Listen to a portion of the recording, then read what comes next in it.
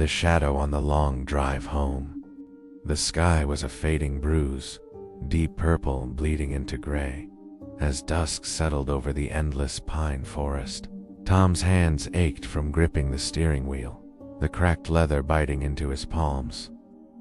The highway was desolate, a thin thread of asphalt winding through towering pines that seemed to lean inward, their branches clawing at the last scraps of daylight. He was late again, held up at the office by a cascade of emails and a boss who didn't know when to quit. The silence out here was oppressive, the kind that made your ears hum, hungry for any sound. A flicker caught his eye, a blur, low and fleeting, skimming the roadside ditch. He whipped his head right, heart stuttering, but there was nothing. Just shadows, thick and syrupy, nestled beneath the trees. He blinked hard, shaking his head. "You're exhausted, man," he muttered, his voice sounding hollow in the car's confines. But his eyes kept drifting to the edges of the road. There it was again, a smudge in his peripheral vision, darting too fast to be an animal, too vague to be real. His pulse quickened, a steady throb in his throat. He turned up the radio, some crackling rock song, but it didn't drown out the unease curling in his gut. The gas station emerged from the gloom like a lifeline, its neon sign flickering with a sickly buzz. Tom pulled into the empty lot, tires crunching over loose gravel. He needed a break, something to jolt him awake. Coffee, maybe.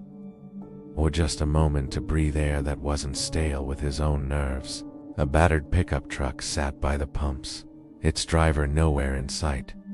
Inside, the clerk slouched behind the counter, eyes glued to his phone, barely grunting as Tom grabbed a coffee that smelled like it had been brewed last week.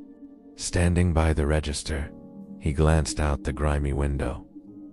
Something stirred in the shadows beyond the pumps, where the fluorescent light faded into black. A shape, maybe, or just his mind playing tricks. His skin prickled, a cold sweat blooming under his jacket. He paid in silence, hurried back to his car, and locked the doors before he even turned the key. Back on the highway, he pushed the car harder, speedometer needle trembling past 85. The shadows seemed to keep pace, sliding along the tree line, always just out of reach. His headlights sliced through the dark, but the edges of the beam felt alive, pulsing with something he couldn't name. He laughed, a sharp, brittle sound that didn't feel like his own. "Get it together, Tom. It's nothing." But his hands shook on the wheel, and his eyes flicked to the rearview mirror, half expecting to see something crouched in the back seat. The road stretched on, endless, and the shadows grew bolder, creeping closer to the pavement. He tried to focus on home, his small house at the end of a dirt lane, the creaky couch, the promise of a beer from the fridge. But every rustle in the underbrush, every sway of a branch, sent his heart racing. Okay, there it was again, that flicker, now on the left, now on the right, like it was toying with him. He floored the gas, the engine roaring as if it could outrun whatever was out there. The car vibrated, a beast fighting to keep him safe. "You're not real," he whispered, but the words felt like a plea. Finally, his house loomed ahead, a dark silhouette against the moonless sky.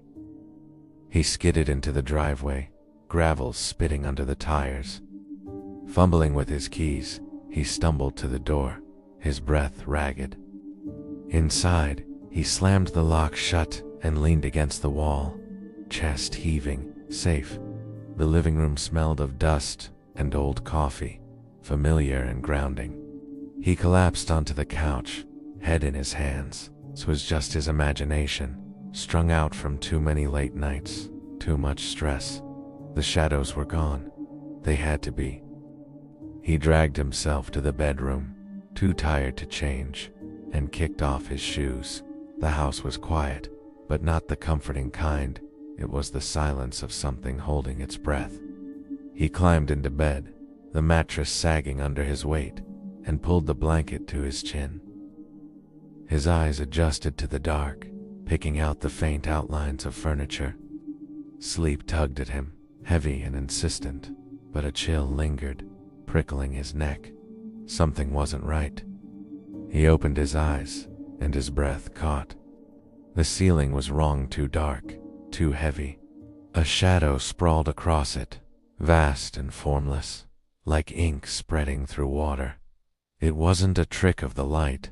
It moved, deliberate, sliding down the walls, pooling at the edges of the room. Tom's heart pounded, but his body felt frozen, pinned by the weight of that darkness. The shadow crept closer, curling over the bed, its edges fraying like smoke. It wasn't just a shape, it was hungry, alive, and it knew his name. He tried to scream, but his throat locked tight. The shadow fell, slow and inevitable, swallowing the room, swallowing him. The last thing he saw was the dark, and then there was nothing at all.